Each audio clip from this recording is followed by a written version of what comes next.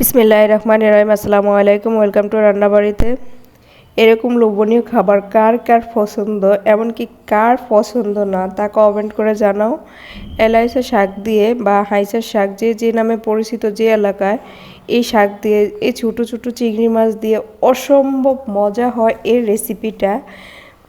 একদম মানে বলার ভাড়া, এত মজা হয় রেসিপিটা। তোমরা এভাবে রান্না করে খেয়ে দেখতে পারো, সত্যিই বলছি অসম্ভব মজা হয়। এক প্লেটের জায়গায় 2 প্লেট ভাত খেতে একদমই ভয় থাকবে না, কোনো ক্ষুধাও মিটবে না তার জন্য। প্রথমে বেশ খানিকটা পেঁয়াজ, একটু শাকেতে যত পরিমাণ পেঁয়াজ দেওয়া যায় ততই মজা হয়। বেশ খানিকটা পেঁয়াজ আর এখানে সামান্য রসুন বাটা দিয়ে মশলাটাকে একটু ভাজে, তারপরে চিংড়ি মাছগুলো দিয়ে তেলের পরে একটু ভাজা ভাজা করে নিব।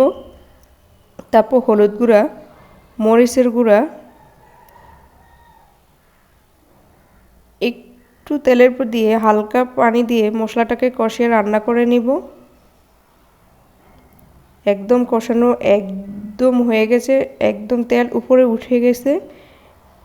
এখন আমি দেখতে যত লোভনীয় ততই মজা হয়। এখন শাকগুলা দিয়ে ঢাকনা দিয়ে ঢেকে 2 মিনিটের জন্য রেখে দিব।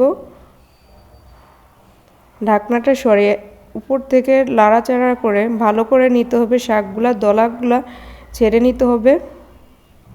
দেখো চিংড়ি মাছগুলো এখনই কি সুন্দর উইমি হয়ে আসছে।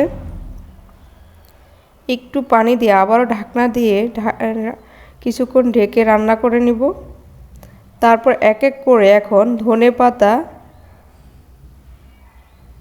এখনকার দিনে ধনেপাতা অনেকটাই মজা লাগে। তারপর কাঁচা পেঁয়াজ না দিলে নাই হয়, শাকের সাথে যত বেশি কাঁচা পেঁয়াজ দিবা তত বেশি শাকটা অনেক মজা হয়। এখন কিছুক্ষণ রান্না করে নিব, তারপর